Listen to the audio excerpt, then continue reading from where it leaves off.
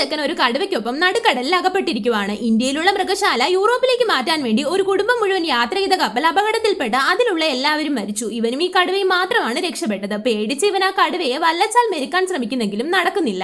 അങ്ങനെ ഒരു ദിവസം വിശപ്പ് സഹിക്കാൻ വയ്യാതെ ഈ കടുവ വെള്ളത്തിലേക്ക് എടുത്ത് ചാടുവാണ്. ഈ സമയം ഇവൻ ആ തോണിയിലേക്ക് കയറി ഒരു ചെറിയ കോടാലി എടുത്ത് അതിനെ കൊല്ലാൻ ശ്രമിക്കുന്നെങ്കിലും അതിന്റെ ദയനീയ മുഖം കണ്ട് ഇവൻ അതിനെ വെള്ളത്തിൽ നിന്ന് രക്ഷിക്കുന്നു. പിന്നെയും ദിവസങ്ങൾ കടന്നുപോയി. അവിടേക്ക് ഒരു വലിയ പേമാരിയും കൊടുങ്കാറ്റും വരുന്നു. വല്ലച്ചാൽ ഇവർ രണ്ടും അതിൽ നിന്ന് രക്ഷപ്പെടുന്നു. പിറ്റേ ദിവസം ഇവനൊന്ന് നോക്കുമ്പോൾ ഈ കടുവ ആകെ തളർന്നു കിടക്കുവാണ്. ഇവൻ അതിന്റെ അടുത്ത് ചെന്ന് അതിന് വെള്ളം കൊടുത്ത് അതിന്റെ മടിയിൽ കിടത്തി അലറി വിളിച്ച് കരയുവാണ്. പിന്നീട് ഇവൻ കണ്ണു തുറന്ന് നോക്കുമ്പോൾ കാണുന്നത് ഇവരൊരു ദ്വീപിലെത്തിയതാണ്.